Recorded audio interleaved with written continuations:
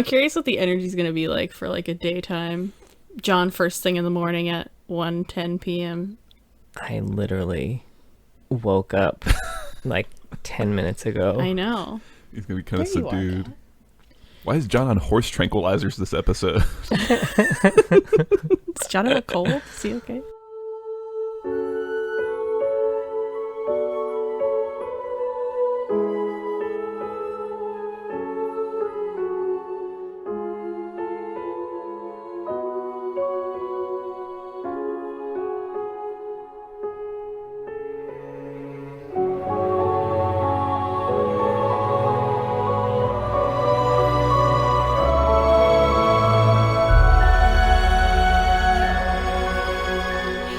Hello, lore heads, and welcome to the League, exploring the League of Legends lore from A to Z. My name is Rebecca. And I'm John. My name is Mark. And today we're doing a revisit. Some people got some new stories and whatnot. Mostly, I think we're talking about Kaiser today. Kaiser just got an ass ton of stories that she's featured in within weeks, I want to say, of us doing the Kaiser episode. Classic Riot. They know. They hold it back. And then, obviously, Graves and Twisted Fate, their story, their kin and love, which we talked about extensively in the Graves episode. And Annie, they heard us talking about how we need to know more about Annie's mom. So, And in addition to Annie's mom, since Annie was one of our older episodes, we figured we'd jump into her AUs too, because we weren't doing that back then. So in case you're interested in that stuff, here we go. I'm excited, frankly. I want to know all about the Goth Annie AU. I want to hear all about it. You will. Oh, I can't wait. I didn't know. Does that actually have an AU? There is a Goth AU, yes. Oh, Beautiful. That's great. I love it. Well, I wonder... Remember Emumu? It's part of it. Since we did Annie before, we also did impressions. Should we do Annie impressions? I'm mostly just because I want to hear Mark do Annie impression. I love it, but I also got a very sharp, like, sting of fear just hit me right in the gut. I did technically write some Annie quotes down did you? because You had that I was thought? looking through. I didn't have that thought at all. I was looking through. One of the other things that she got a big update on was Legends of Runeterra lore, which kind of fleshed out a bunch of stuff. So I wrote down some quotes there that give her more character. So I guess I'll use one of them. Sure. All right. Sure. Do one of those in your best Annie impressions. And I'll go with, Yay, Tibbers! Oh, wow. What a commitment. That's good. It was one of the only things I could think of her saying. All right. John, are you going to do it, or am I going to go? Okay. All right, I'll go. So this one opens with Jin. Shouldn't you be in school, little girl? I burned school down! Now I want to burn you! We got a twofer on that one. Yeah, we got a bonus Jin The Jin impression. cameo. Yeah. Okay. I gotta, like, center myself. You got Annie. this. I'm playing Annie. You smell like burning. That's beautiful. That's great. Yeah, so what we gonna do? What do we want to do first? Do we want to do Annie? I think, like you said, Kaiser's got the meat of the episode. Yeah, we can start with Annie since we already gave her impression. Sure. She has less Alphabetically. than I thought she would, to be honest with you. I thought there was gonna be more from the Runeterra stuff, but Oh, okay. I did not look into the Runeterra stuff. I just did the short story. So which one would we like to do first? I'm gonna do a short Let's do story. short story Yeah. since, timeline-wise, it's first. Well, yes. This is pre-birth of Annie. I guess that's true. This story is called The Eyes and the Embers. It's by Connor Sheeney. My first time I was a little confused about this one and I might need some backup. But I think going through it a second time to take notes, I feel like I got it. Okay. But I was a little confused the first time I read it. So we're following a woman who's running through the woods and a voice keeps pushing her to run. It's clear she's running from someone. But eventually she collapses and tells the voice to fuck off because she can't run anymore. When she wakes up, she's freezing, so the voice tells her to make a fire, and she sees a way tree. There's these they're like these hollowed out stumps with supplies for, they call them Empire Scouts. I don't know. But what empire is this? Noxus. I'm pretty sure it's Noxus. This is Noxus, that's right. Okay. I remember we talked about her being like just outside of Noxus, but anyway, oh god, I figured I messed up my... Okay, so once she's settled with food and a fire, we get a little bit about her background. She's someone with gifts, although it's vague what her gifts are. She was discovered by a first scout named Finn, who looked for gifted people. She was called a witch in Fensworth. I think that's where she was from. Yeah, Fensworth. Mm-hmm. Yeah. Yeah. So she goes with him hoping for a better life. Although it sounds like the school and the headmistress, Telsey, were very unkind and did some fucked up shit. But again, it's vague. We don't really know exactly what. So while she's gazing into the fire, she sees a pair of eyes, and it calls her by the name Ameline and shows her visions. She sees Mordekaiser in his armor with two beasts made of shadow, and the other one is made of fire. And in another vision, she sees a pale woman, LeBlanc. Could be anyone. After Mordekaiser's been beaten, his two beasts are surrounded by these robed figures chanting until they're turned into little two droplets. That's what all their magic is reduced to. And she sees the fire droplet laying in a vial for years and years and feels pity for it. And then in another vision, I wrote exactly what it says. She saw the Arbiter of Thorns riding silently in a carriage. Ahead stood the great Raven Bloom Conservatory. The droplet of fire fell from its cage onto a bare forehead. And then lots of fire and pain. So did that fall on her forehead? Yeah, okay. That's I think what it's... I figured that's what they were saying, but I was like, they weren't explicit. But anyway, Emmeline wakes up because someone's screaming at her because she had just wandered into her fire and was standing in it. And we come to see that this man is Gregory the Grey, and we all know that he marries Emmeline. And I'm very curious about what this first impression of seeing this ragged lady standing in her own campfire in the woods, that he was the one for solid. Me. That's that's it. I can that's picture. Why I was just thinking that.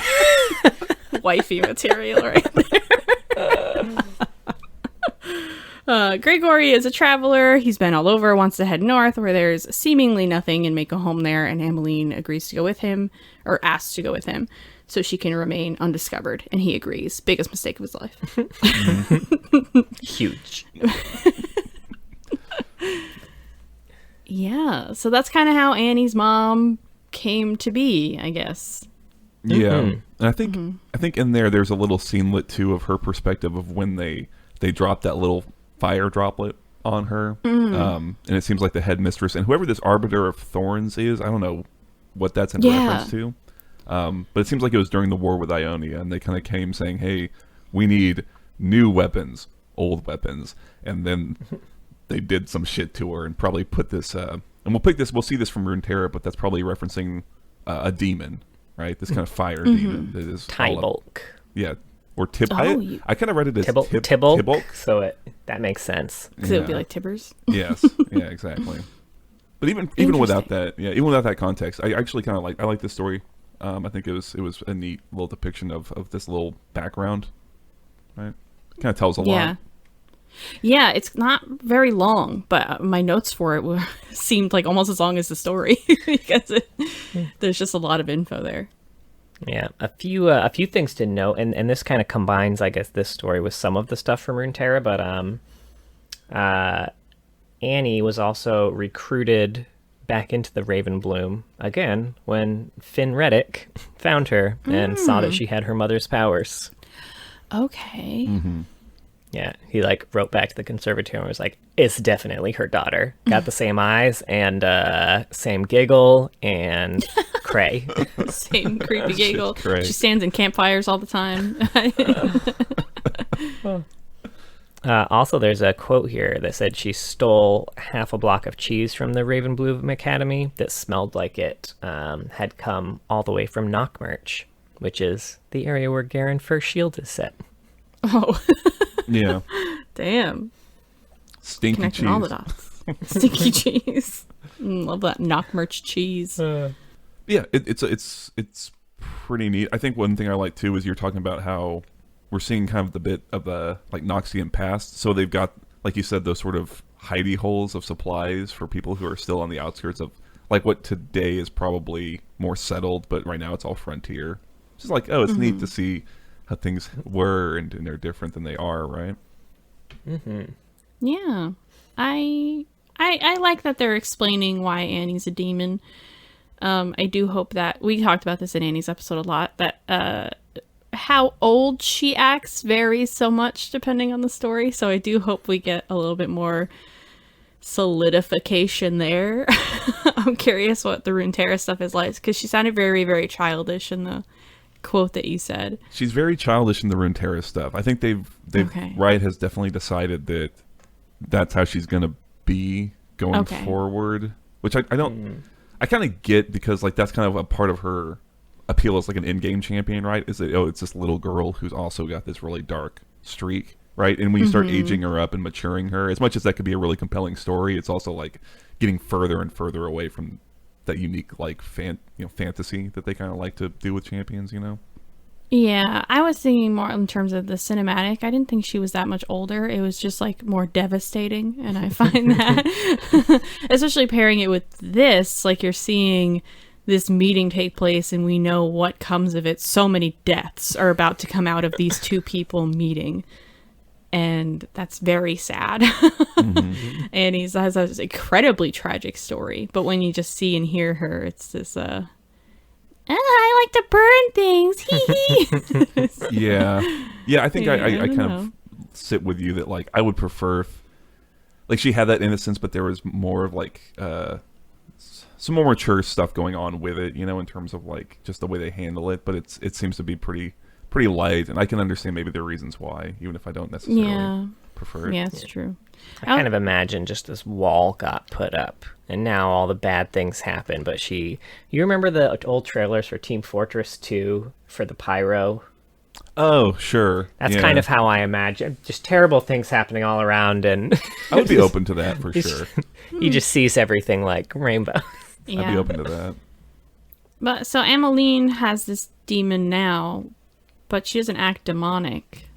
So the voice that keeps yelling at her is Tybalt. Yeah. And one of the things, again, that this is like a Runeterra thing,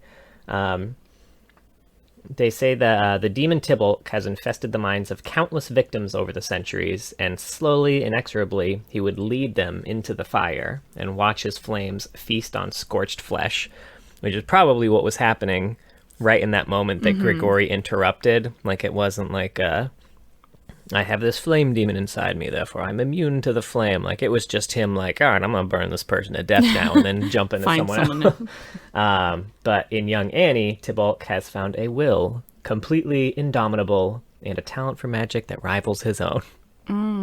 Yeah, I found that kind of interesting. I'm curious what it is about Annie's will that's so strong, because she seems like like you said, she just seems so airy and whatever.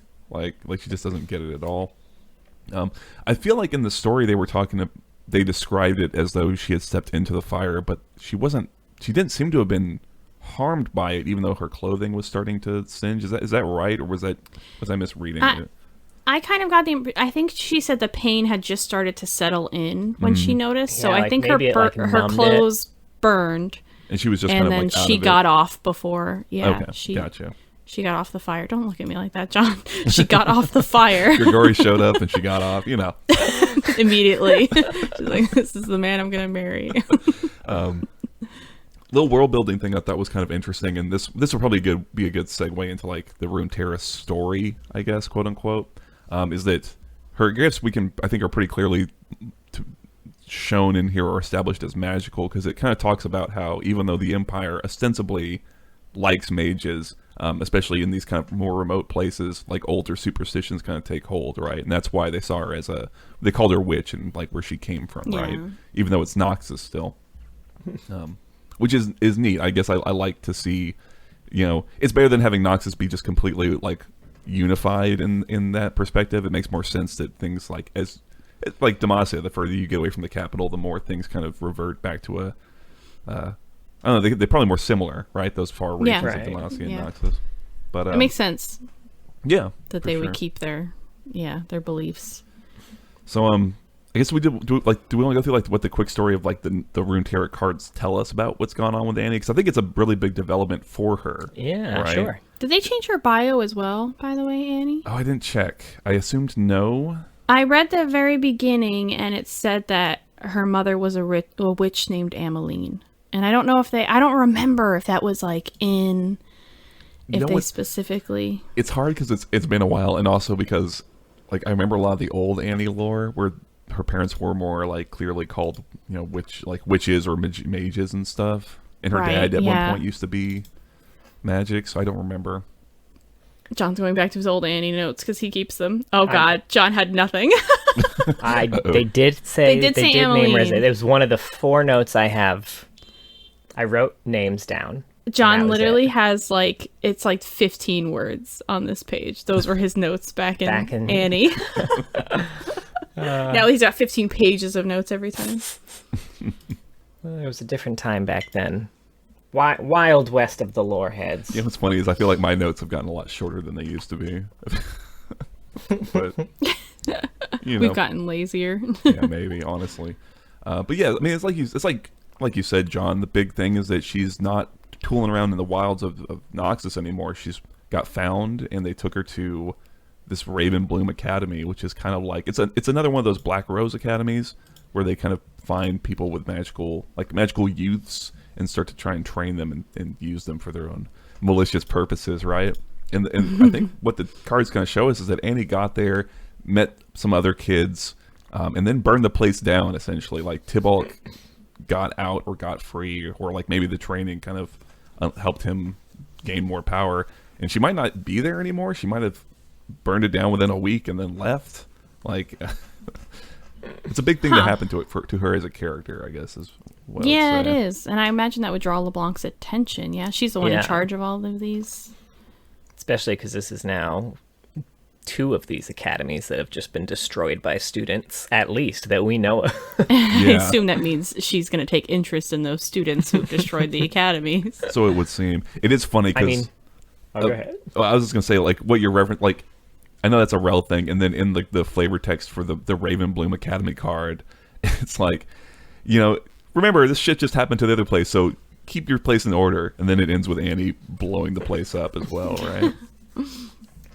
Yeah.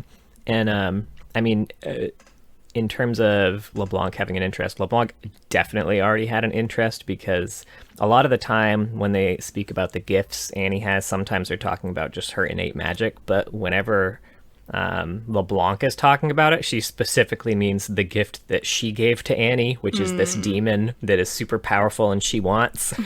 So she is tracking her for sure. So what does she want to do? Does she want to get the demon out? I don't understand the motive here. My guess is she wants to use Annie if she can. Okay. And if she can't, she probably wants the demon to give to someone else. But first thing would be getting Annie to work, because it's probably much easier. Yeah, some control. It's I think so. Some of the cards are like the other students. It's a little like YA. Oh, we're all at magic school, and here's all the fun different things.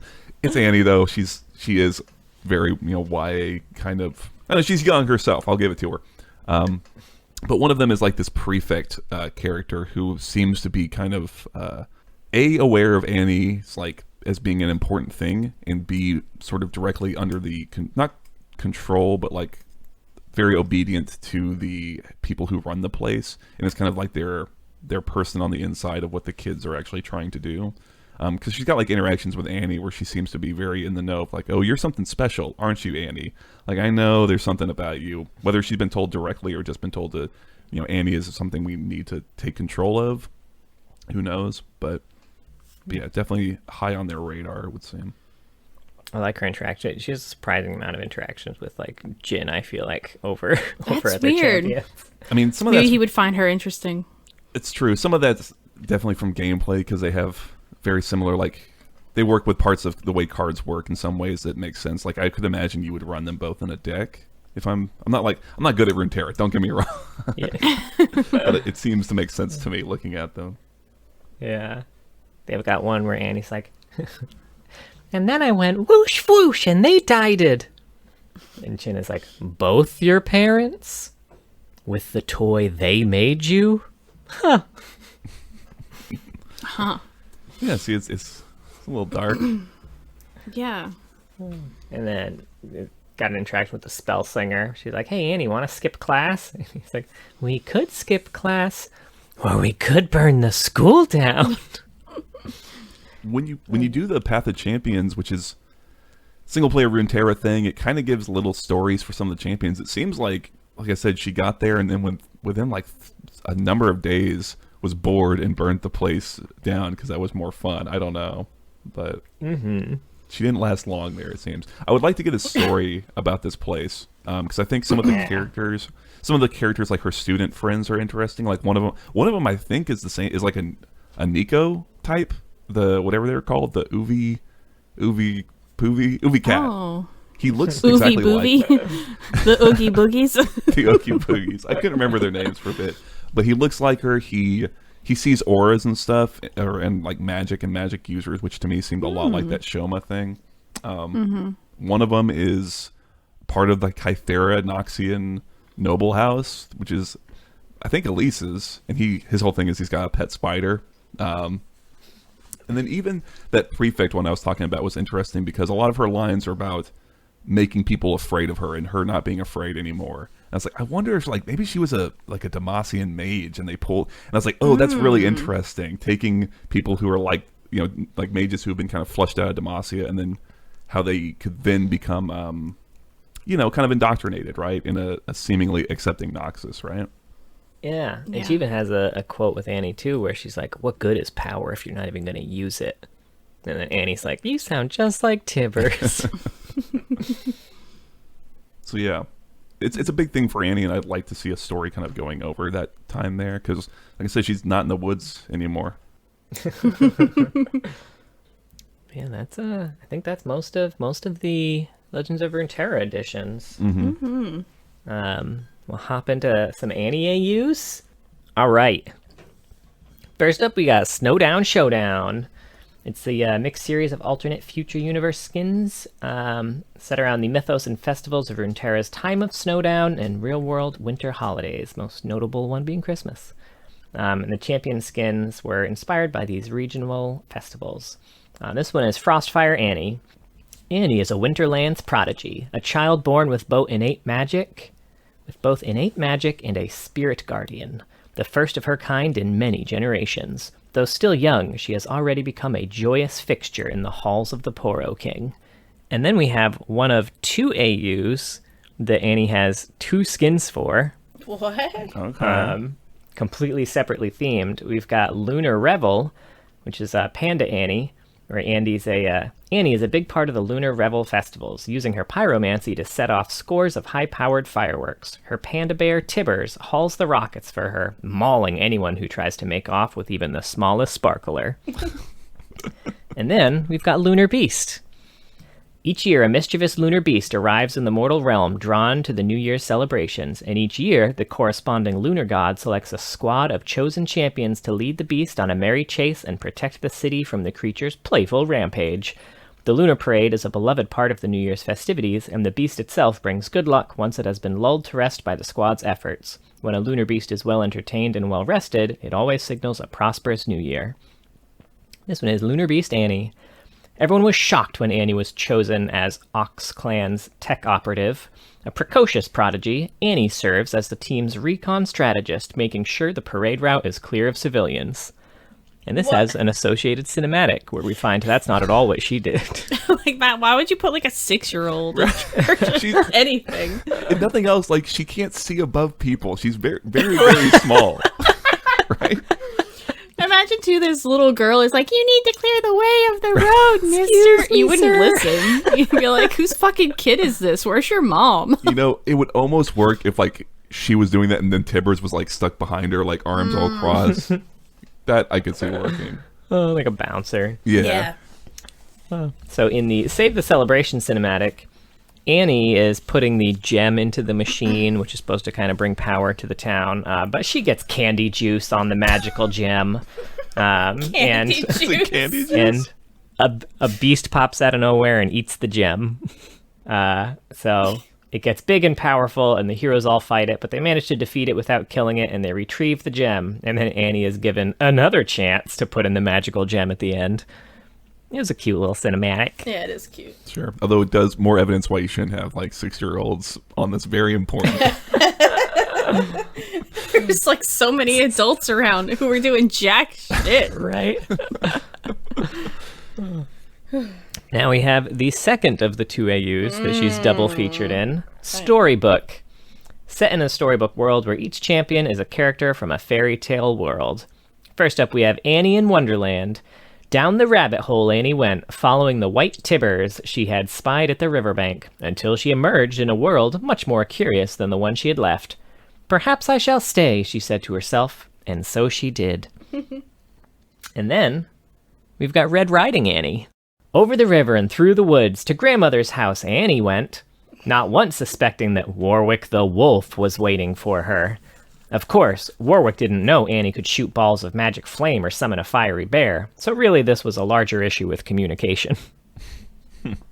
Next up we got Super Galaxy, a series of parallel universe skins in League featuring champions as galactic superheroes. This one's Super Galaxy Annie. The youngest human ever to be named a Super Galaxy cadet, Annie proved her mettle the day she turned her teddy bear into a self-piloting mech. Despite serious concerns over her highly combustible designs and volatile programming, Annie's mecha-tibbers went into full production. Desperate times call for destructive measures.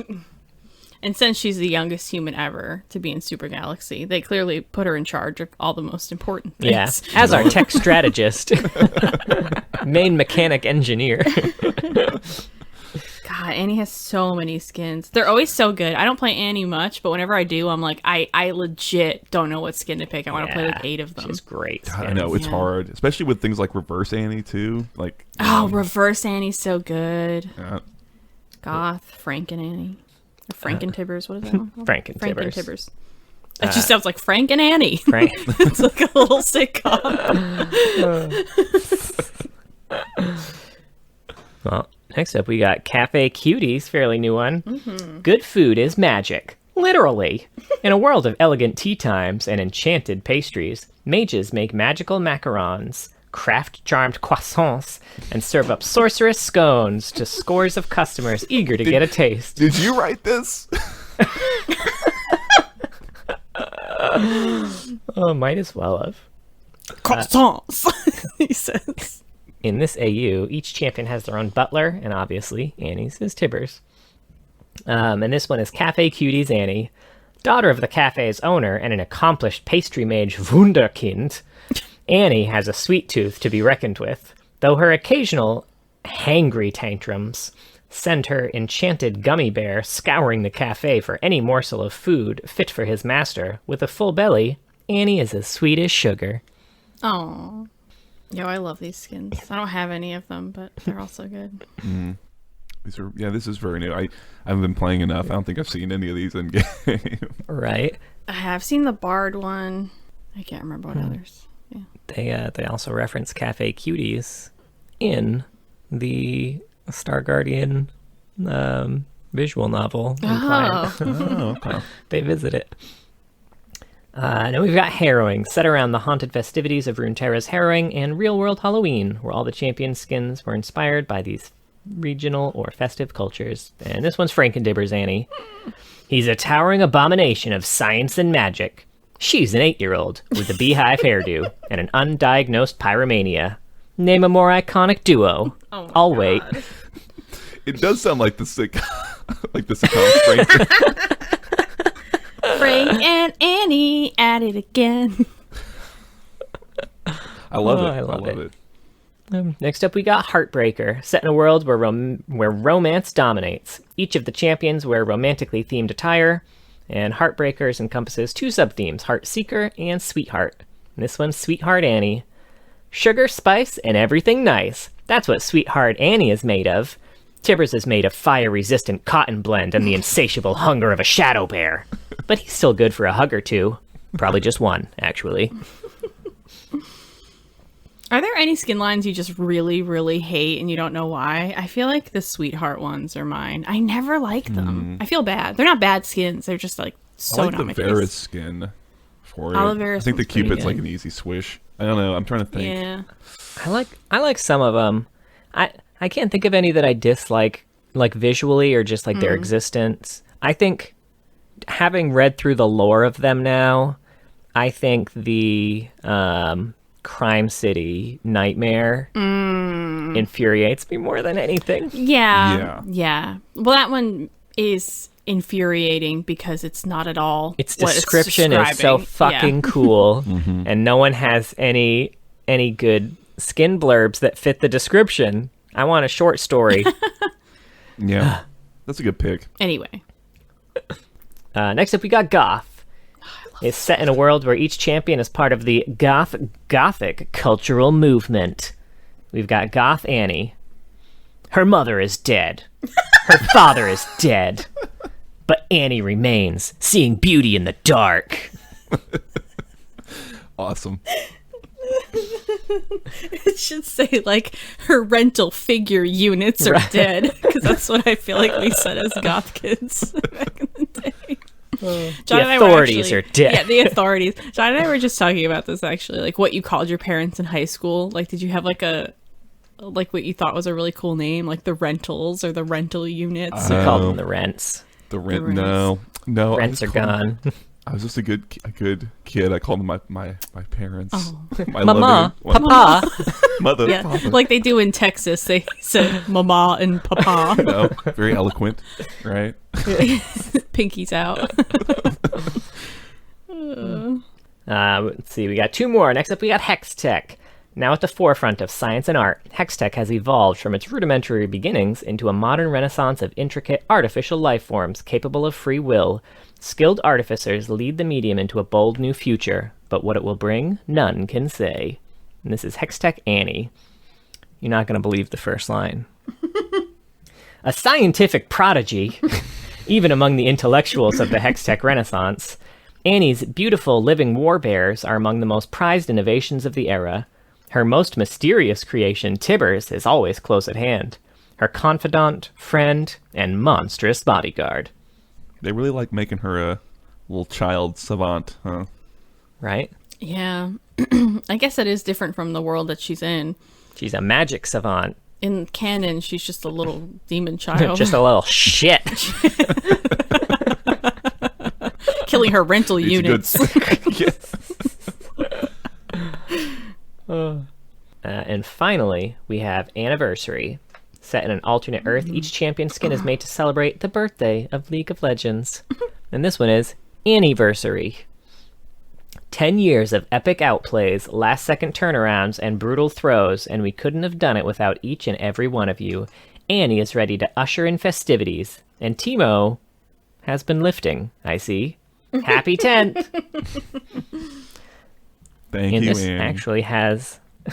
This has a short cinematic associated with it that I'd never seen before. Oh, I didn't know that. Which isn't specifically tied to Annie, but more the anniversary event. It's called... Sorry. It's okay, I forgive you. Thank God. This is called Rise's 10-Year Realm Warp. And it's a lot of fun. I've seen that, yeah. Yeah. Cute little animation. But that's it for Annie. All right. Cool. I guess if we're going alphabetically, Graves TF is up next. Sure. Yeah, they had a short story called The Boys and the Bombolini. Hey, Bombolini here. I think that's That is an kinda what- Italian donut. Oh Which my God, Which no, I think They is do why call him a donut I at think one that's point. why Oh my God, you're right. Oh my God, I didn't even Graves like. calls him a donut. Do I need to like? Oh my God, do I need to revoke my Jersey card because I feel like this is something that'd be known in Jersey. It's a bombolone. Bombolone. Oh, okay, that's why. Bombolone. Oh, it just swaps in. It's I an see. I. It's an E instead of an I. Well, there's an O instead of an I as well somewhere. You should order some for the episode. I would love a fucking donut. Fucking donut. Fucking donut in my gullet right now sounds great. My ma. We'll add it to the list of things to have after the baby. I didn't take notes for this one, although I feel like we could always piece it together. Yeah. I mean, Are we updating the bingo board? Because I feel like that's, To what? I assume is it not having notes for the story that we're about to do? yeah. Oh, That's a free I space. have notes for some of them. Yeah. I sometimes have notes for some of them. I don't have notes for this one either, but I remember it very so well because I fuck love you. the story. Sure, yes. I just have a bunch of quotes. You have so many Yeah. thoughts and quotes. Yeah. Yeah, I There's wish a I lot said of more that. really good quotes here. I because wrote down one quote because it made me laugh out loud. this whole story is written very much. This is very much like a Douglas Adams piece, who's like one of my Jon's a favorite fan. writing Yeah. styles. So I fucking loved it. Oh, sure. I love Yeah. it too. I mean, it's absolutely my favorite of anything that we did here today. It's probably one of my favorite lore pieces that we've read, frankly, you know, at least for a comedic one especially. But yeah, so it's... And I mean, like, this, I don't want to be condescending here towards Jared Rosen, but I'm going to be. Watching him go from, like, skin blurbs to this gives me, like, that proud feeling. Like, I feel like watching your kid grow up. Now, I know Jared was a very good writer before he did this. And, you know, probably, you know, you put them on skin blurbs to cut their teeth. Or he was doing it just for fun. I don't fucking know what the situation was. But still, like, oh, it was so good. I'm so proud of you, Jared. I'm so proud. He's the proud papa. I know what you mean, though, right? Because it is like... I think I remember like one of the first times we saw his name pop up in like a mainline universe story, because before we had only seen it in blurbs. It's like, oh, that's cool. And then to get to this, it's like, man, he fucking knocked it out the park. And it was like, Yeah. well done. But yeah, the summary is very short, and I would say it doesn't at all do it justice, right? Because the fun is in the reading it. No. But it sets up that there is a Piltovan sort of arms dealer who essentially has got a warehouse full of stuff, and they've hired on mercenaries to guard it, and then they've hired on this other set of mercenaries to steal from it, and they've insured the whole thing so that once it all goes up in smoke, they'll come out a little bit ahead. And they definitely know that will happen because they've hired Graves and Twisted Fate as the mercenaries to come steal it. And so it kind of jumps into the middle of their heist where shit has obviously gone sideways. They're pinned down by a bunch of what they call the Azure something is what the mercenaries who they're fighting, the ones who are defending it. It's a bunch of like fish and shrimp type looking people. Fish people. Yeah, it's the fish people, right?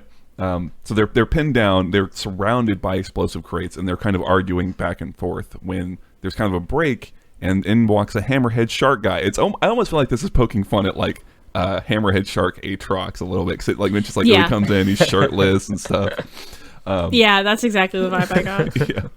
And he starts talking, and it's like, wait a minute, Graves, Twisted Fate, and they're like, wait a minute, Bambolini? And we find out that Bambolini, this hammerhead shark feller, was originally their third partner. He was like, they were a trio, but he was constantly kind of like left out, and they eventually split up, and then they eventually tried to rob him and thought that they had, kind of accidentally killed him when that job blew up.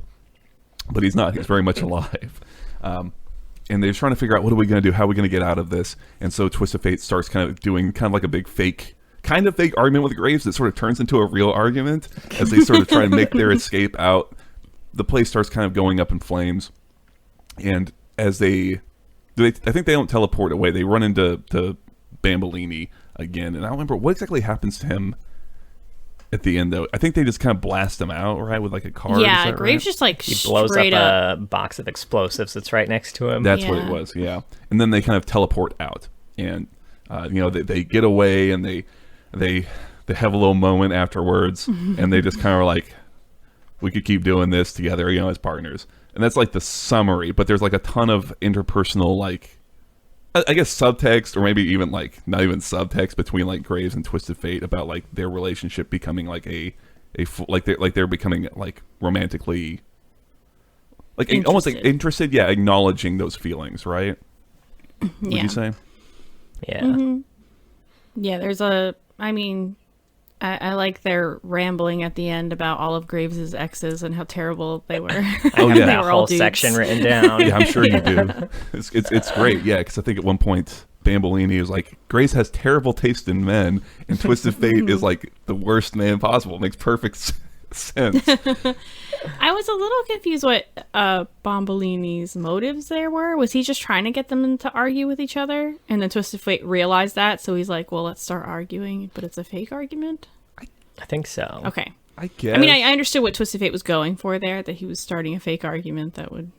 But I was a little confused why Bombolini was like, oh, they're a couple. I get it. Yeah. Like, did he think that was going to make them fight, or... Yeah, that I'm not sure about either. I almost thought it was like, because something it does mention that is that he's like rolling it around in his walnut-sized brain, so it might have just been true. He genuinely just came to that realization, and he's a little bit like, oh, I get it now. Like, it's kind of not even related to fixing the situation they're in. It's just like, oh, duh. I almost feel like this whole thing is like constantly winking at the reader, right? And I feel like that could be a little bit of like speaking to people who like, for this story is the first time they're ever gonna see this perspective on these characters and this relationship, right? It's like, hey, y'all are a little Bombolini right now. Like, can we start using that? Right? Like, you're being a little Bombolini at the moment. It's a Bombolini moment. You Bombolined it.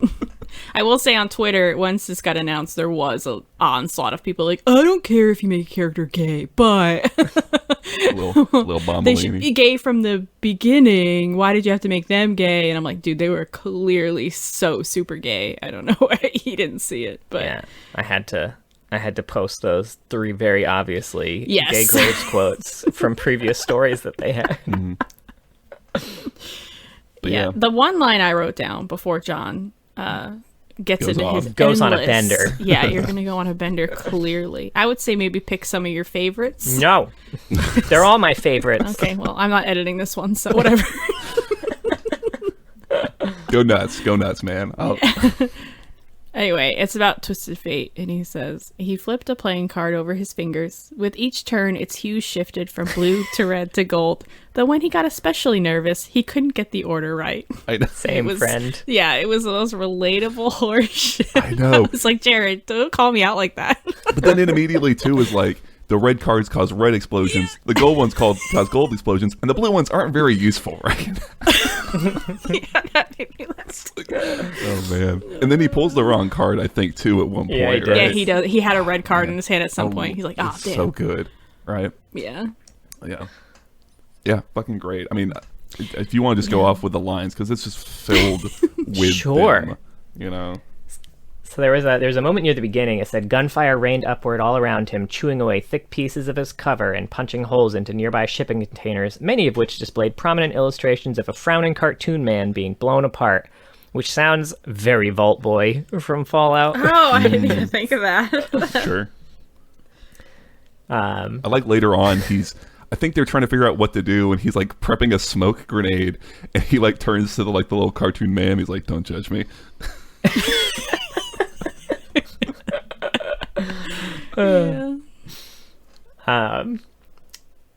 There's a. Oh, you also had the I same did, one. yeah. Oh, my bad.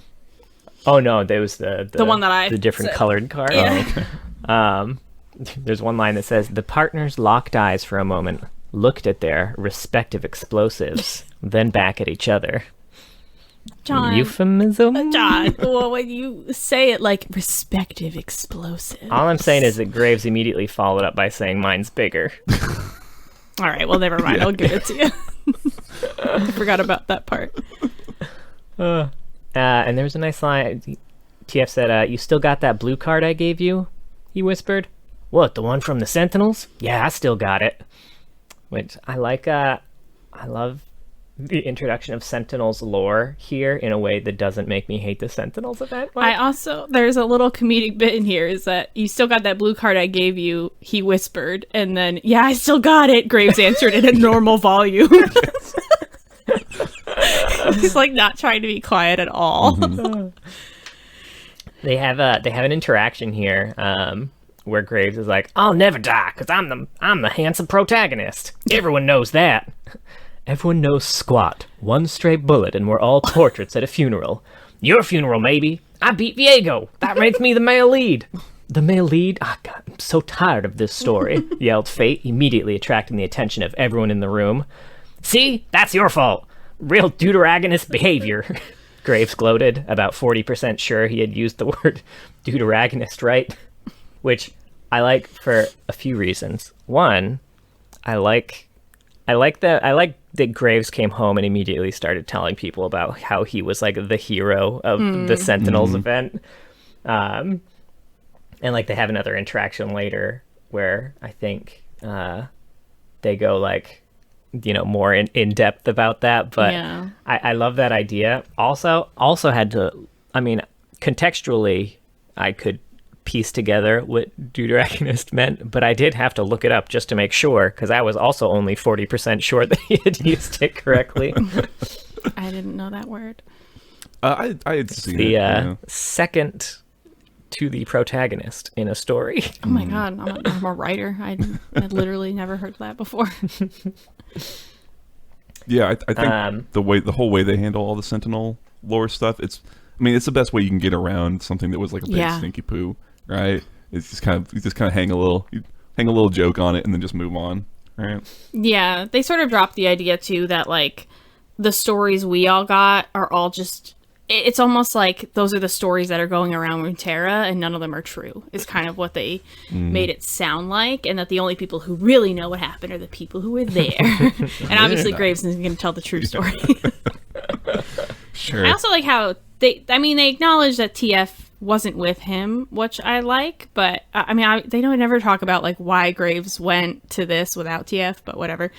But I do like how Twisted Fate was just so incredibly jealous that Graves had this big thing without him, with these people that he bonded with without him. And I like the idea too that he had, before he left, like TF gave him a card to teleport back to him if he needed it. Yeah.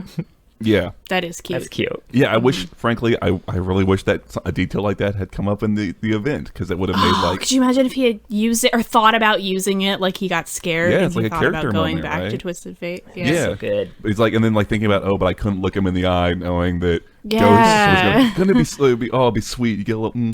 but whatever, it's nice here. We'll take it. Thanks, Riot. Thanks, yeah. Thank you, Jared, for saving it. Yes, genuinely. I feel like this next part had an extra Hitchhiker's vibe to it. The tall hammerhead shark man with a menacing harpoon gun and no shirt was also unable to end this standoff, but he did not know it yet.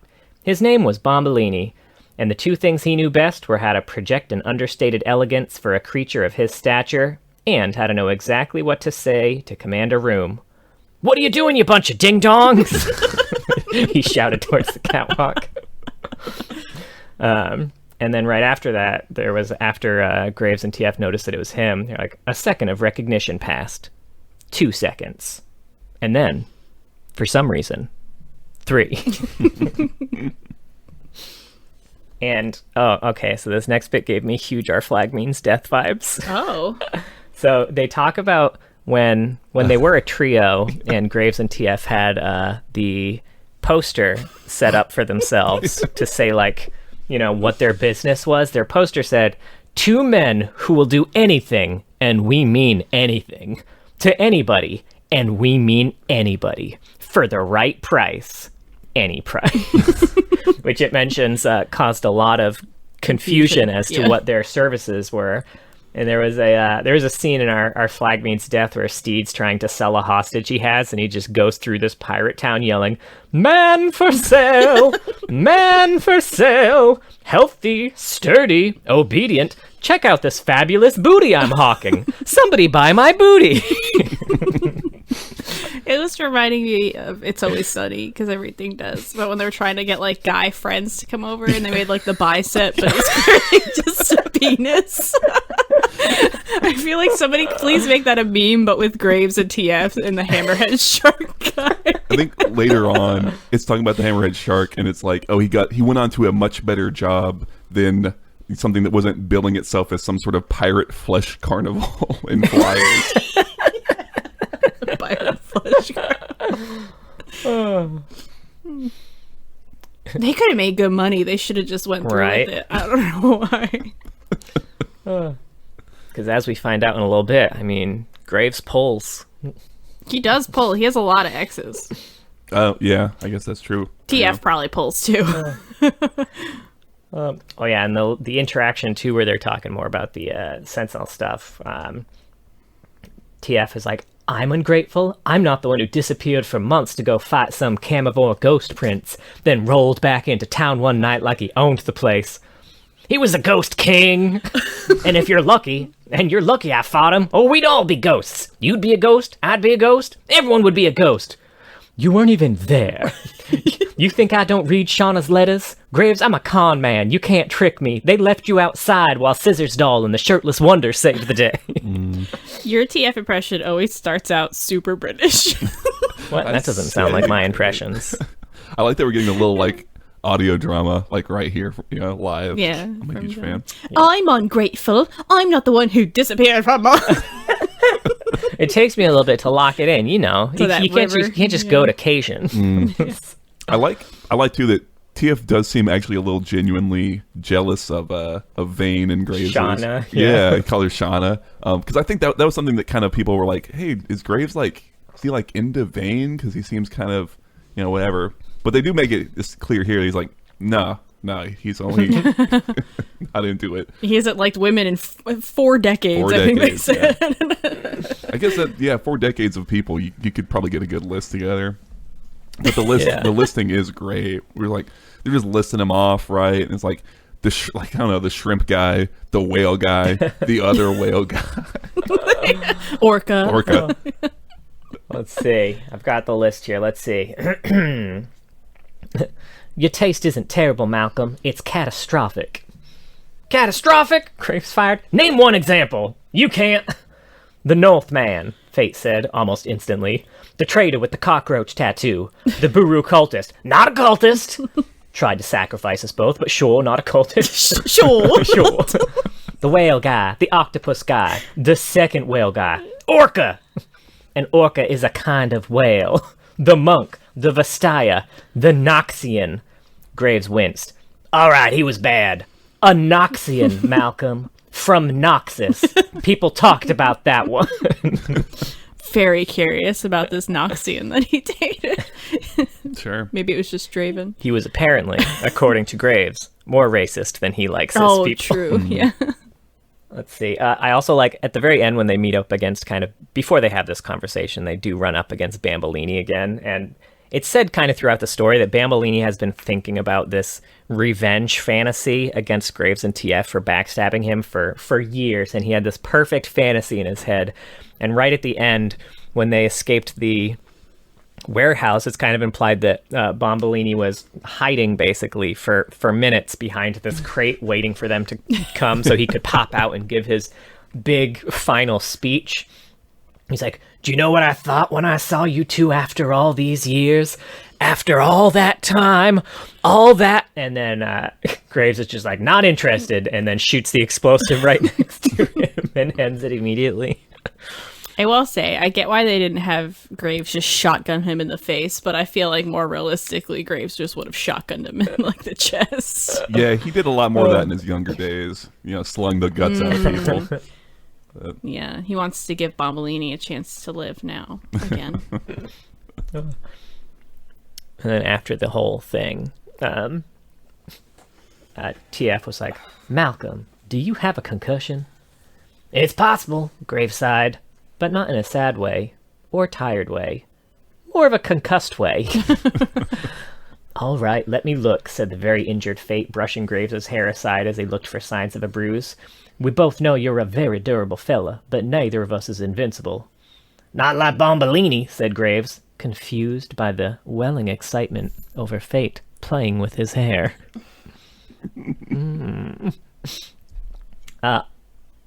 Also, I love that Graves used the term Tommy Kench.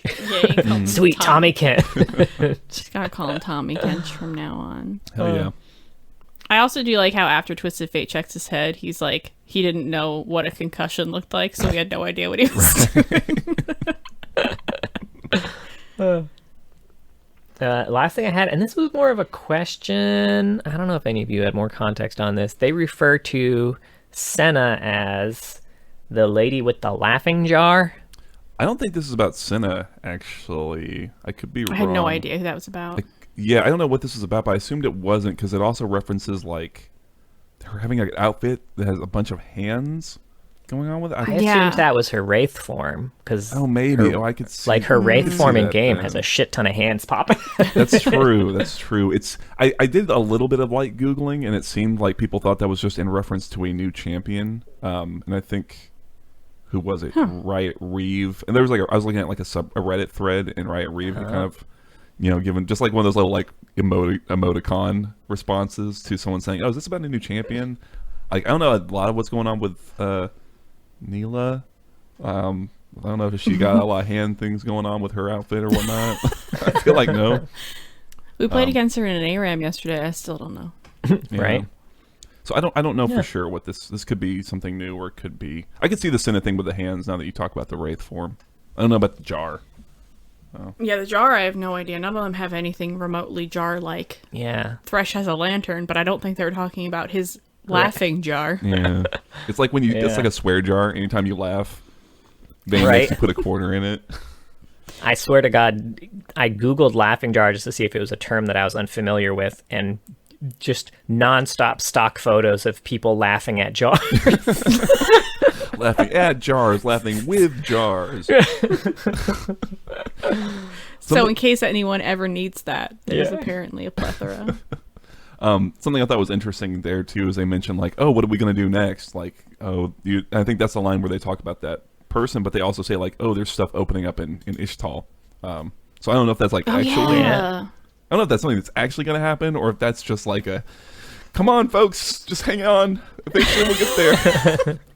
There's this region that exists, we promise. I'd love to see Graves and TF get mixed up in all of the wild wilderness of Ixtal. Right. I mean, it's going to be really hot and sweaty, so I think some shirts going to have to come off, Oh, shit. Your boots get stuck in the mud, it's just funny how that works. Oh, such romance. I also think there's a reference to Ruin King, one of the Ruin King journals at the very start. It makes mention of a horror house, which I think is a unique thing to Runeterra that they do in Bilgewater, where if you steal from like a captain, they'll kill you and skin you and put your skin up in this horror house. It's like, hey, come on, folks. This is what we do to thieves. And it talks about the person who set all this up, this Piltover, had a cousin or like a nephew who was very recently killed and strung up in a horror house, and that person, that Piltover, was a poet referenced in Ruin King named Jared Ozen, who was mistaken for a thief and killed. So I think he's talking about his dead self. That's great. Oh, I totally missed that. That's cool. Yeah. But that's all. All right. Kaiser. Kaiser's got a lot. Yeah. All right. She has basically 2 short stories and 2 cinematics that she's heavily featured in. And they're connected. So, like, I know they're connected. Yeah, I'm pretty sure I put them in order. The order that I got here, my assumption was Hollow Spun, Call, All That Will Ever Be, followed by Pinwheel. Yeah, that makes sense. Definitely. I don't have notes for Hollow Spun. I know Hollow Spun pretty well. Yeah, I know. We read this one for the Call. We do have like a in-depth discussion on the Call on our Patreon where we read all the stories featured around it. So if you want to check that out, but yeah, this is probably just supplementary to that to a degree, but so the summary is following Kaiser. She's tracking along she's down in the underground. She's tracking along a void tunnel, and she notices that this void tunnel goes directly north, and it seems to be made with purpose, whereas normally they're just kind of sprawling and whatever. But she gets along and she runs into these weird void creatures that she hasn't really seen before. And they're doing some weird stuff with other void creatures that's also she hasn't really seen before. You make it sound so sexy. There's tentacles and it's just... Void never seen that move. Void creatures will do anything, and they mean anything with anyone.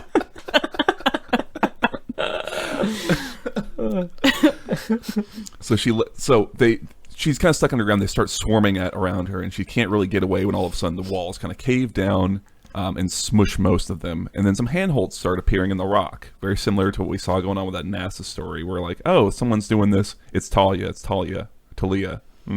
It's Talia, everybody. Whatever her name is. Yeah.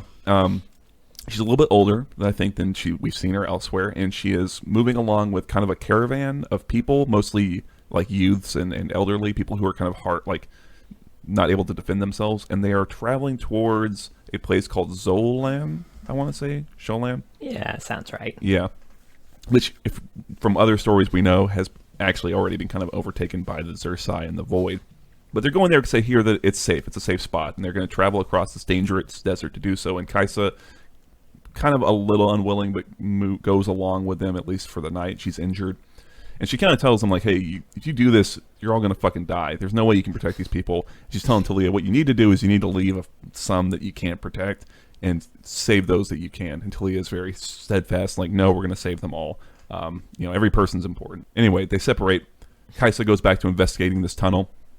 Notices, hey, this is going exactly the same space, the same direction that they are going. Follows it along. Does she end up above ground? I think, oh yeah, okay, so she's following along, right? And then all of a sudden she runs into Talia's group, who is kind of currently under attack from Xersai and Void creatures, and Talia's kind of struggling to save people. And one of them, kid called, it's not Rami, is it? What's his name? No, I did not write that one down. Was it, let's see, it wasn't Zypha, it was that other one. I know, I feel like I should know him from Runeterra. But a kid that she had met before kind of goes tumbling down, and Talia wants to go in after. Kaiser it's like, hey, you're not going to be able to save him. You're going to die down there. And they're all going to die, but again, Talia takes the hard line, goes in after, and Kaiser kind of has a moment where she's wavering, and she's like, oh, I should kill some of these kids to get them to run away. I'll make the rest of them run, and they'll save themselves. Kind of like she did in I feel like there are other ways she could get people to run away, Kaiser. Yeah, I mean, it's kind of supposed to be like hearkening back to that monstrous story where she did kind of the same thing. But she chooses to do something else this time and goes in Character growth. Character growth, right? Things are changing for Kaiser. She goes in after. She finds Talia and, I'm never going to remember his name, our hapless victim under assault, works with Talia to fight off a bunch of the creatures. And there was this big void kind of Xersai thing they call a Dune Breaker that's kind of on the way, and she manages to kind of clear enough space. They hide from the Dune Breaker. It kills the rest of the whatever voidlings are left, and is kind of like satisfied and moves on. And then Kaiser and Talia get back up, and what they resolve to do is they're going to take the caravan of people. They're going to send them to kind of like a trade city where they should be able to be safe and get food. And her and Kaiser and Talia are going to go to Zolan to check it out and see if it's, even if it's been consumed by the void, maybe there's survivors that they can save. So that's where they're going to go. Mm-hmm.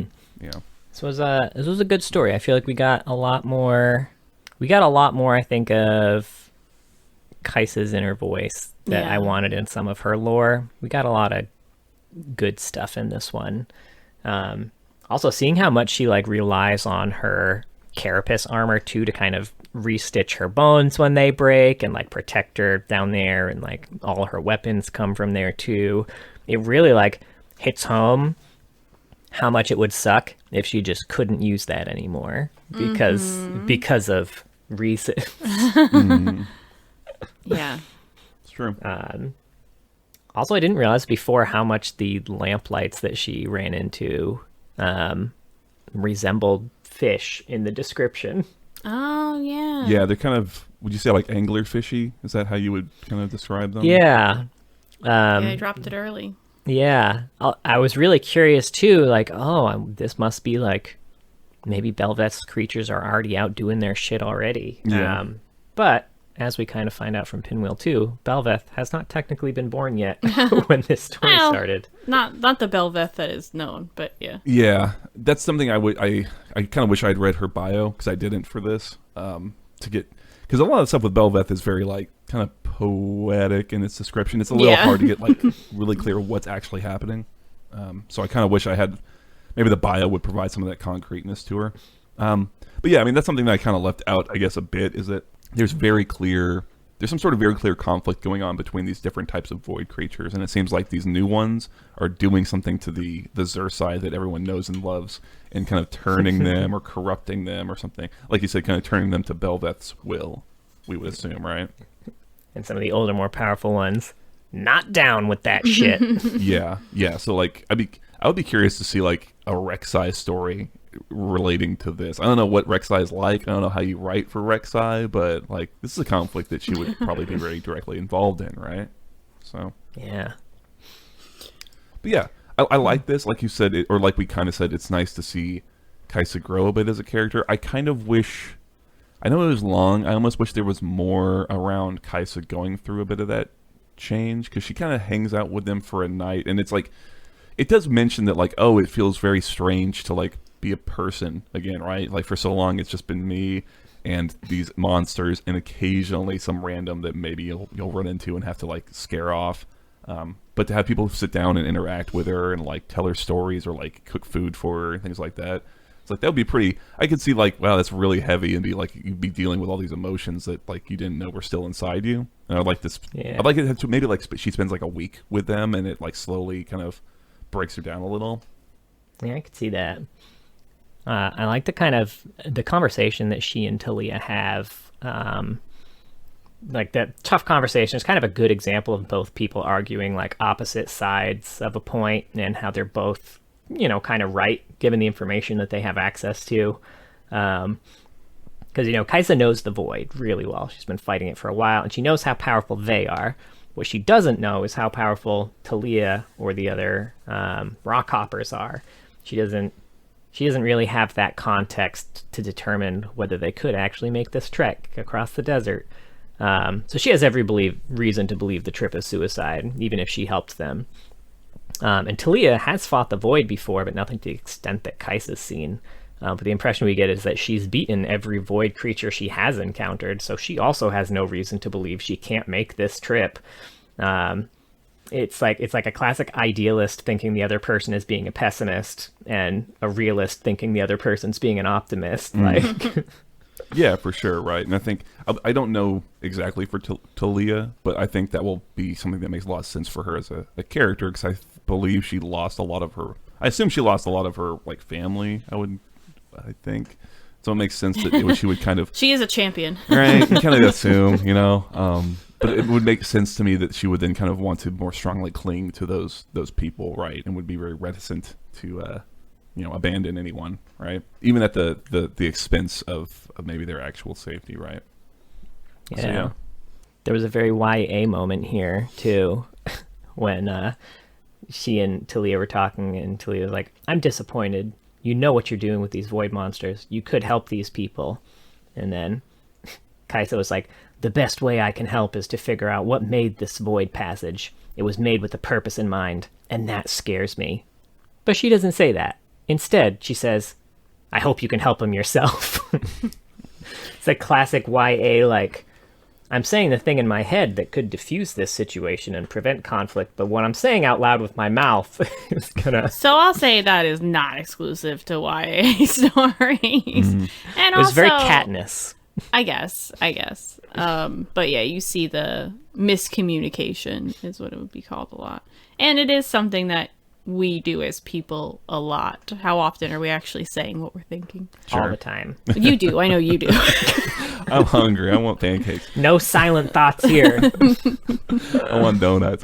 But, yeah, I mean... So we gotta stop talking about donuts. I'm sorry, No, it's okay. I think that's like why I would like a little more time with them above ground, just kind of interacting and talking, because I think Kaiser, you could get some of the stuff that I felt like we missed from some of her lore around, like, what are the actual like psychological impacts of having to do this shit for nearly a decade, I assume, right? Just being so isolated and stuff, and interacting, just having normal interactions with people being a challenge. So I could see her being someone, super guarded, doesn't say what she's thinking, or doesn't even know necessarily like how to appropriately diffuse situations, like doesn't think to do it. I could see that. Yeah. I like how she isn't good at sharing the responsibility of handling the Void either, which we'll see at the end of Pinwheel. Like, she's going to have to learn how to, join in with others in order to beat the Void. She can't do it alone, but she's been fighting it alone for so long. It must be really isolating to like fight this massive thing that people don't know exists, or even or deny that it exists. Yeah, no, I think that's a really good idea. I'd like to see them explore that more, because like you said, it makes sense that you take a weird ownership. Like you'd almost feel like it feels strange to Yeah. hand off that responsibility, like you said. Mm-hmm. Also, Mark, I wrote down the name of the other kid who was stuck in the stone and then forgot that I had written it down. Oh. It's Samir, But it was right? Samir. Yeah, I went and looked at it at one point. Yeah, Samir? yeah, Samir. Yeah. He's So Samira's brother. That's how it works. Right. Yeah. I think he's a Legends of Runeterra card. Yeah, I don't remember exactly what He the just name falls is. in holes. He's probably prodigious rock hopper. Yeah, I know something rock hopper. There's a good unraveled Earth reference here when they were fighting the thing, and Talia put all the rocks down and was like, "Run over them. That's what makes them explode." I will say, I wish they had not used the phrase "rock explosions." It felt a little out of place for me here. That works in like something toned like the Graves TF story. Rock explosions fits there perfectly. Here, it's supposed to be a little more serious, and it kind of, but it's okay. It's like the name of like a 90s kids game show. Oh man, what, y'all didn't watch Rock Explosions with the slime? They exploded in slime. I would have watched that as a kid.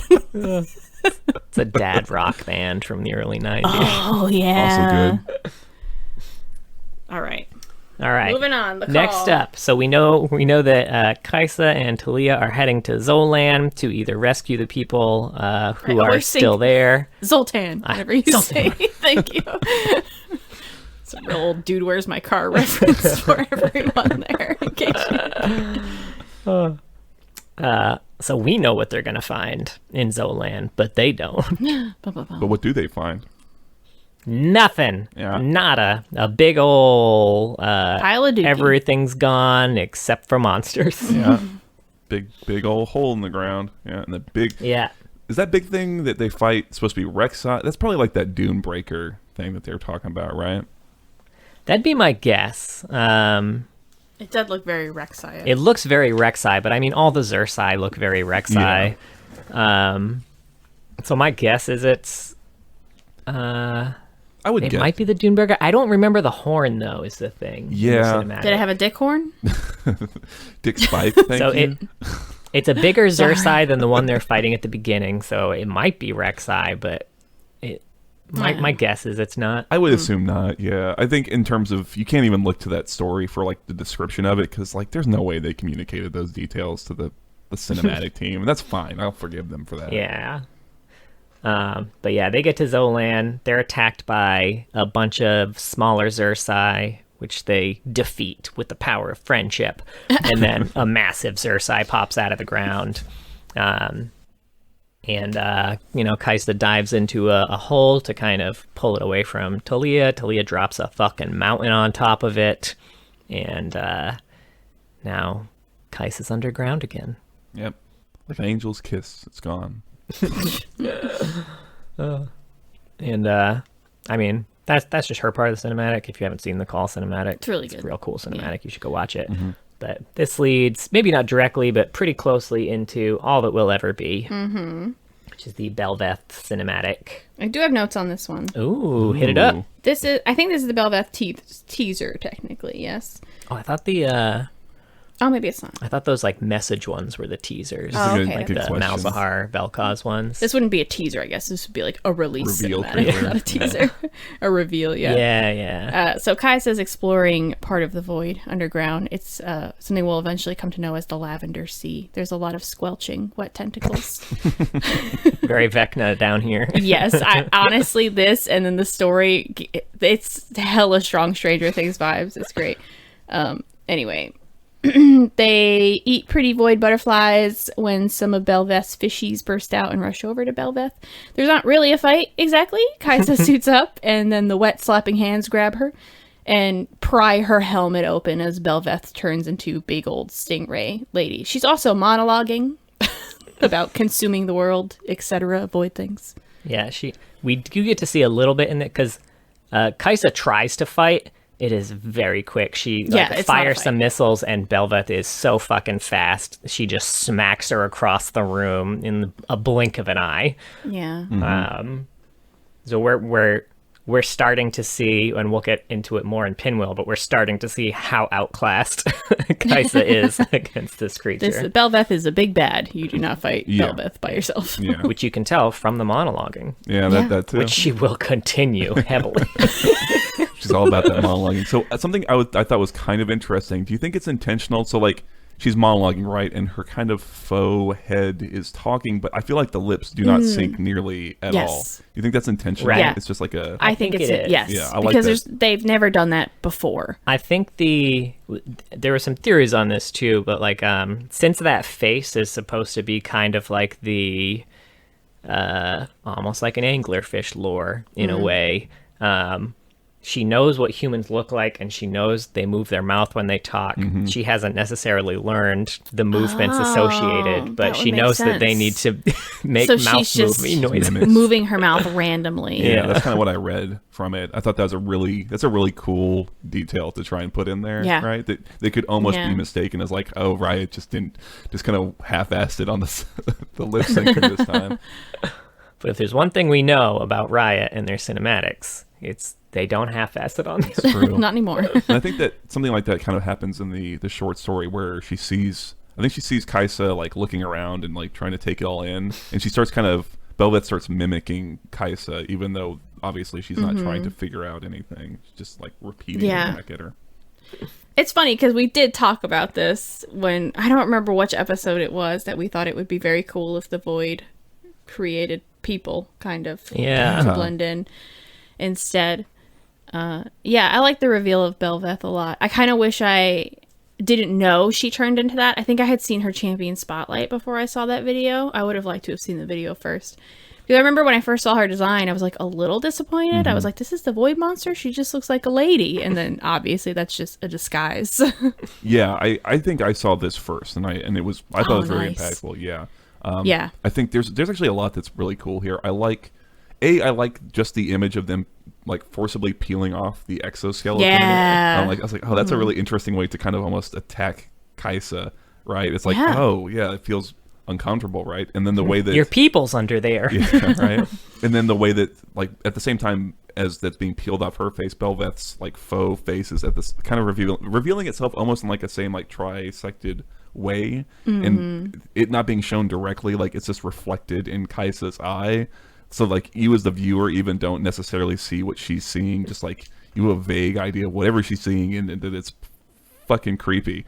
And the whole Lavender Sea imagery is like, I love it. That sort of weird undersea thing they've got going on. It looks great in my opinion. I love that depiction of the Void. And it's great to see it here in a cinematic, you know? Yeah. And the music too, because this has her kind of like theme music in the background, which like, I will say from just a listening perspective, if I were just like listening to it, not my favorite theme to just listen to, but like in terms of it fitting the general feeling of like unease, I guess, that you're supposed to feel with Belveth, it's very effective at that. It just it sounds wrong, which I'm sure is intentional because you know she's supposed to feel wrong and off, but. Yeah, I completely agree. It's excellently scored, I would say. Yeah. All right. And this moves directly into Literally Pinwheel. directly into Pinwheel. I have a lot of notes for this one. Oh, hell yeah. I started reading Pinwheel, and then I was like, I think this is directly after that video. Let me watch that video again real quick. So literally right after All That Will Ever Be, Kaiser is still being held by the wet squelching hands as she watches Belveth grow. She's pretty sure she's fucked. And when Belveth speaks again, Kaiser can hear like a multitude of voices and realizes what happened to all the people in the city that just got destroyed. And Kaiser explains how she got there now. There was a city called Belveth, which I'm now confused. Was she going to Zoltan? What is it called? Zolt? Yeah, I wondered what the deal was with that too, because like they definitely call it like Zolan or whatever, right? Like I'm not making that up. Yeah. So I don't think Zolan was. I don't think Zolan is the bell. I think this is kind of separate. Like you know, after the events of the call and Zolan and everything, she probably went underground more. You think, and this was kind of her next mission almost. Interesting. Because we do get to see the story of Zolan before the Void attacks it in one of the other short stories. And it seemed like nothing more than like regular Void stuff. Well, the Zone Land itself seemed like nothing more than like an encampment where people were trying to restore this statue. It didn't even seem like an actual like city. Yeah, Belveth is like a city. Right. And it's supposed to be like a metropolis city from the description. Yeah, I guess that makes sense. Like okay. it's so old that it's like literally just down, buried under like layers and layers of ruins and desert. Okay, that makes sense to me. All right, so yeah, there was this big old city, Belveth, that the Void destroyed in less than an hour. By the time Kaiser got there, everything was gone and being rebuilt into something more alien. Usually the Void leaves something behind, so when they destroy towns, but not this time, and it's because it became Belveth. That's right, Belveth has changed to become Belveth. With an apostrophe. So Belveth, the monster, has all the memories and history and knowledge of what the city was. Kaisa's realizing Belveth is different than the other Void creatures because she has chosen a name and is very self-aware. The Void is not like this at all. So Kaisa tries to threaten Belveth and say she's going to kill her, and Belveth explains all who tried became part of the Lavender Sea, where they are now, except for her and her father. I know. Gasp. Kaisa does have a moment of like, I can't think about this right now. I'm in a creepy place and need to focus. So Belveth turns back into a lady and lets Kaisa follow her around and ask questions for a while. So Kaisa asks what she is exactly. I thought we established she is the city of Belveth, but okay. Belveth says she is the Void, which has existed for millennia. She says they were perfect, singular, and silent. Not modest, though, apparently. And then there was sound, and reality came and consumed the Void. She then explains that the Watchers tried to destroy existence so they could become what they were again, but were tempted by the desire to be worshipped instead, and they were betrayed. And then I wrote, LOL, go Lysandra. So now they're angry in their prison, and they want to destroy everything, which we did know about the Watchers. Unlike Belveth, though, she doesn't want to destroy everything. She wants everyone and everything to become the Void. And she shows Kaisa a city building, but it needs the rest of the world to finish it, I guess. That's what Kaisa's seeing. She's like, okay, but you need to consume all of Runeterra? It's like building a little upside down there. Kind of. That's what it feels like. It feels like she's building the upside down, honestly.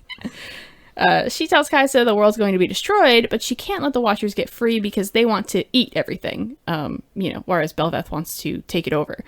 So if Kaisa helps destroy the Watchers, her kind will be spared in the meantime. This all sounds very familiar, doesn't it? And Belveth says, like, hey, maybe you'll find a way to destroy men that time. You won't, but maybe you will. He's just trying to, like, give her a tempting offer. There's a brief mention of Kaisa's armor here. It's very afraid, like it knows something that she doesn't, and Belveth stabs the armor. So Kaisa unleashes all of her stuff, all her cooldowns, and it has 0 effect on Belveth. And if that's not the state of AD carries in League of Legends right now, I don't know what is. I felt so bad for her. Kaisa gets out, though, back to Shurima, back to what was left of Belveth, which is still being rebuilt by the Void into something that will spread throughout the world. So this is really the first start of, like, what we're seeing, what the Void's going to do, because they're teasing the Void event for so long, and we were always under the impression that the Void was just going to try to eat everything, but now it seems like Belveth wants everything to be the Void, which that's more fun. And again, this is probably just hopium, but like the idea of Belveth building a whole kind of like upside down version of Runeterra sounds like a real cool place to explore in an MMO. It does. Wrong. Right, you're not wrong. It is man, do you think they'll kill the Watchers at the end of all this? Like, they'll come back? That might be something. I don't know, because I agree. That'd be great. Sure. At least some of them, for sure, right? Yeah, Maybe one gets away. Sure, right. They won't. Yeah, you always got to have a Watcher in the back pocket, In the back pocket. Yeah, just a little Watcher up your sleeve. Safety watcher. Right. Spot me, right? But, I mean, it's like you said, Rebecca, I think that Belveth's motivations and stuff, it's just a lot more of an interesting thing to deal with as a big evil existential threat than just kind of the broad, like, oh, I just like nothingness that just wants to obliterate all existence. Like, there's a consciousness you can interact with. I didn't know anything about Belveth going into this, right? And I thought it was so interesting because it reminded me so much of the Karma Cosmic AU, where she was like this dead civilization and like all the billions of lives in a single like consciousness. I was like, oh, and I remember thinking, oh, that's super cool, awesome. That was the champion, awesome, fucking love it. I think that's super cool for Belveth, frankly. Yeah, and you get a real cool look too. I have a quote here from when Kaiser was finally realizing like that no matter what she planned on doing to try and fight back against this, there was no way that Belveth like wouldn't see it coming, basically. Yeah. Like, how fast can one person think? How fast can they react? Up against all that combined human biology, all that brain power, in the time it takes even a skilled tactician to formulate a plan, hundreds of millions of possibilities run through Belveth's mind in the span of a single second, as she draws from the stolen memories of everything and everyone that has ever passed through the old city, all incalculable number of lives, every captive opponent faced with an overwhelming enemy since the formation of Runeterra could be snapping in and out of this thing's synaptic awareness, their emotions cataloged, dissected, endlessly fascinated over before Kaiser can even blink. Damn. It's like Kazakhs times a billion. Right? But yeah, very cool. I think all the descriptions of the setting and the whole scene are super cool, right? I mean, this is definitely one of those moments where the void is shining in its description. There's like at one point it talks about, it's like a teddy bear that's been kind of weirdly biologically mixed with like the wings of gulls, and Kaiser sees it and like almost vomits, just like gags at the sight of it, which is super cool. I like that. I think for Kaiser's part, I mean, for the most part, she's just kind of there to be exposited to, right? So we can get like, hey, here's the setup for the void event. Yeah. There's a few moments where I wish her internal monologue was a little less like cocksure and a little like, there's like a moment where she's like, what is this? Like, even for the void, this is weird. Or like, oh, big and fast, great. And it's like, you think you'd be a little more like, oh fuck, you know, on the inside. But that's a very minor thing. Yeah. And it's worth mentioning because I don't think we mentioned the writer on this one. Oh, I forgot. It's another Rosen piece, folks. Yeah, I did write it down. Yeah. I'm sorry, that was my bad. Yeah. Yeah. Hey, this is the Jared Rosen showcase today. What can I say? But it's really good. I think the detail of, like you said, her carapace having like feelings of like fear and her kind of like tapping into it, like that's awesome. A great way of using that thing about her character and what she does, right? You know. Yeah, I'm curious what else she'll learn from it. I know there was a moment early on, too, where she literally couldn't move, not because she was afraid, but because her suit was too afraid to move, and she was just kind of stuck. It was like in awe of what it was like. Yes. Yeah, I was like, oh, that's cool. That's a really cool idea, you know? Mm-hmm. Yeah, so I'm curious what'll become of that and what her suit might know that she doesn't about Belveth. Because I love this idea that Belveth is giving her the same ultimatum that Lysandra got before Lysandra was betrayed. And you have to assume that Belveth knows that's what the Watchers did. She knows that's what the Watchers offered Lysandra. So I'm really curious what her game here is. And that she also knows it worked. Yes, exactly. Yeah, for the most, up until the end, I suppose. Betrayal. Yeah. Yeah. But Lysandra, I think, had a little bit more power in her corner than Kaiser does at the moment. Yeah.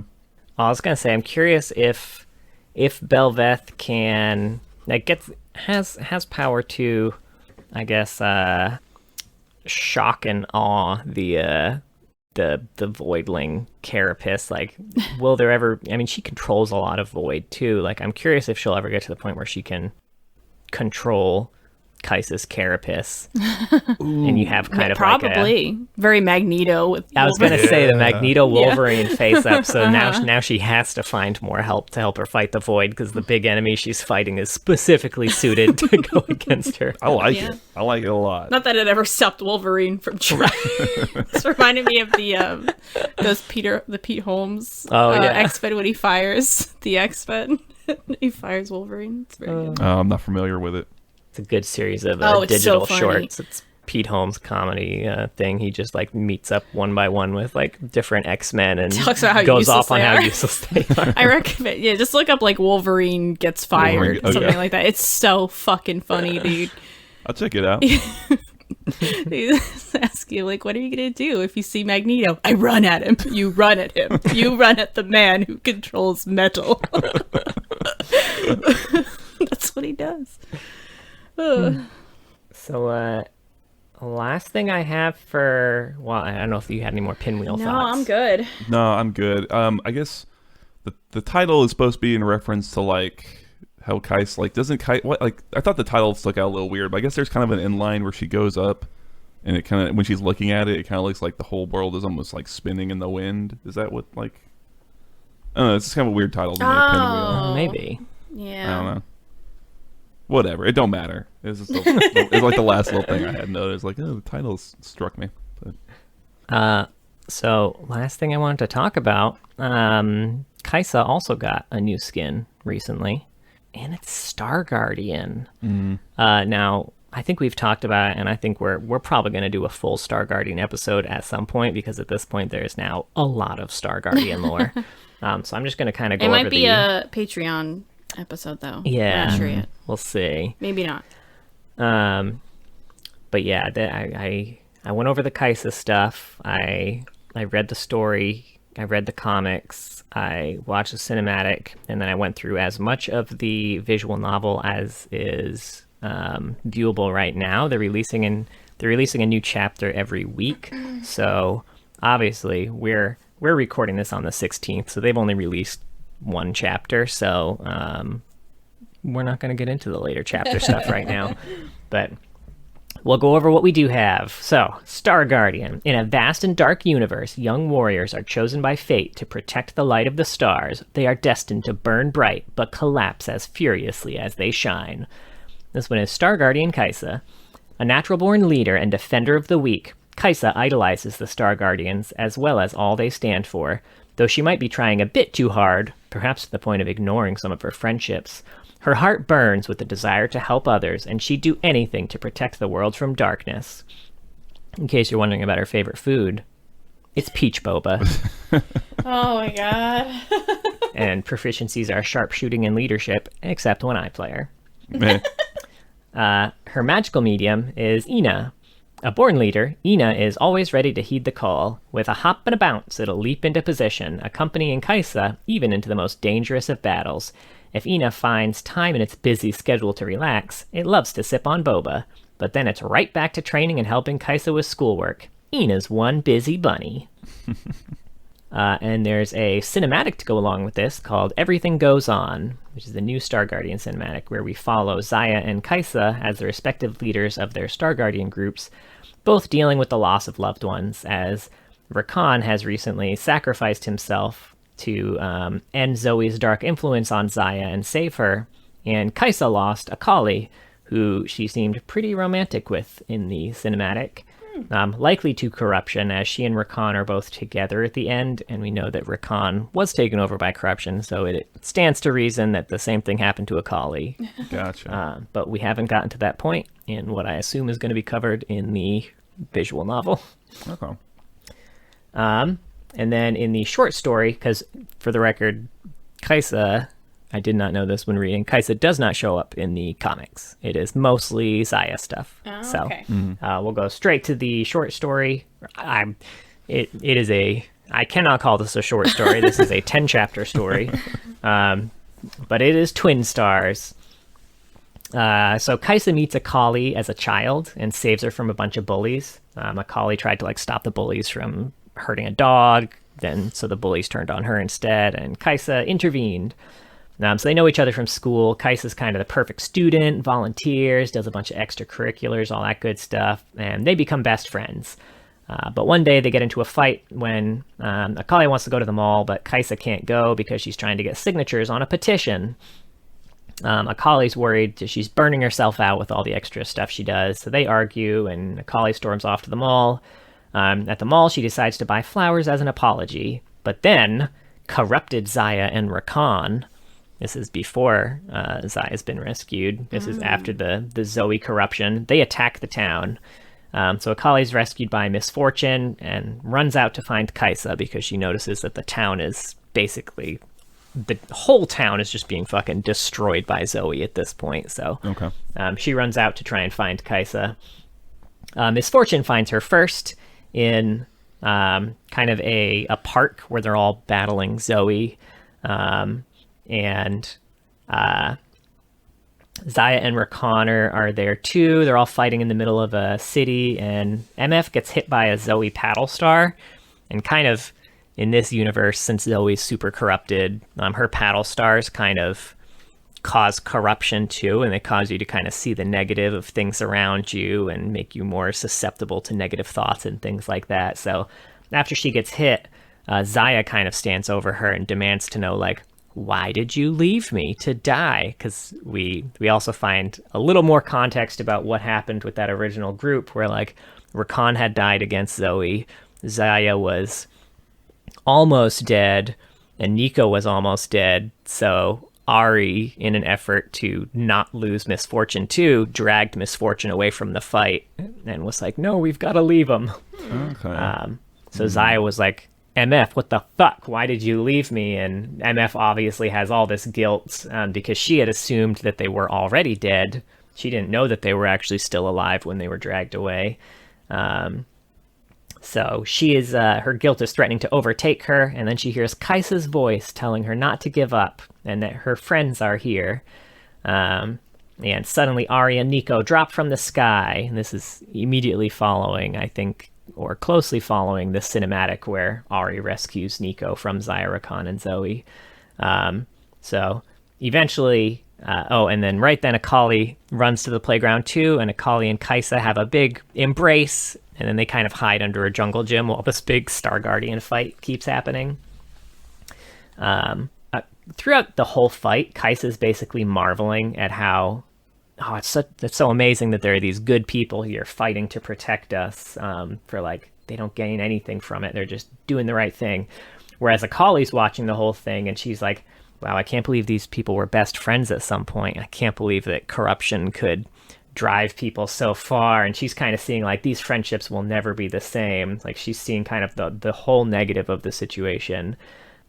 Meanwhile, it seems like Rakan has kind of maybe fought off the corruption a bit and has decided like, hey, this is a great we've got a bunch of Star Guardians here. This is as good an opportunity as any to team up and fight against Zoe.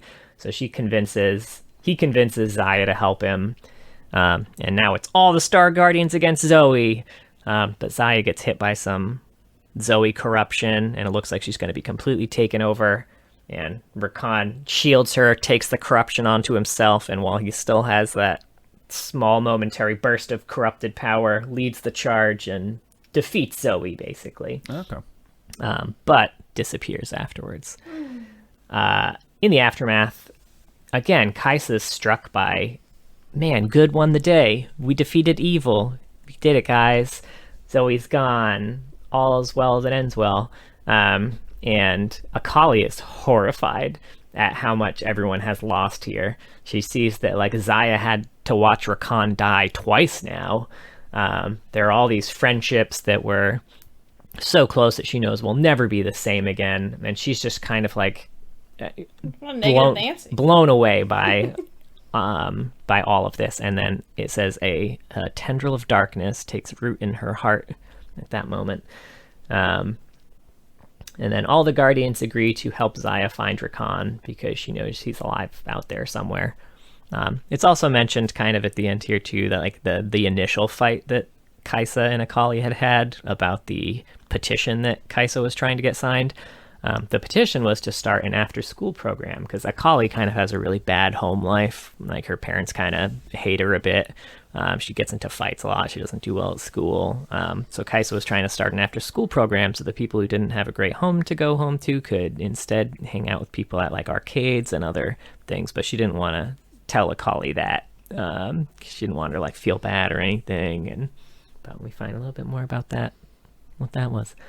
But yeah, so that's that. The visual novel picks up, I think, so the impression I got from ages from the short story was that they were pretty young. The visual novel, I think, has them as second years in high school, and it's also supposed to take place 1 year after that attack. So I feel like my headcanon of how old they were in that story was a bit skewed, but Okay. In the visual novel, Another Sky, Kaisa and Akali seem to be growing apart because Kaisa is now a Star Guardian, we don't really know how that happened yet. Maybe they'll get into it a little bit. Akali is too. They're both kind of co-leaders of a new Star Guardian team. But it seems like being a Star Guardian is all that Kaiser thinks about now. So she doesn't really hang out with Akali anymore outside of training. She's just all about being a Star Guardian, which Akali, as we saw from the other story, already had that like tendril of like, Star Guardians are good, but like their whole purpose is to die. Like they will all, like, they'll protect people, but in the end they all die. So she's kind of disenchanted a bit. Throughout the story, Morgana and Fiddlesticks pop up, and they seem to want to attack Valoran City. Morgana's going to embed herself in their school to screw with the Star Guardians. Fiddlesticks seems like an agent of chaos, basically just sent to torment Star Guardians who he senses, snippets of darkness in, so he's there for Akali. And there's one kind of small attack on the city at this point, and their team of Star Guardians, Echo, Sona, Talia, Akali, and Kaiser, beat their first group of monsters. Woo! And that's all that's been released so far. Okay. Cool. Yeah, I was curious. I forgot about Morgana Fiddlesticks, frankly. So I was like, oh, who's the villain gonna be in the new season? Yeah. Now that Zoe's gone. But okay, interesting.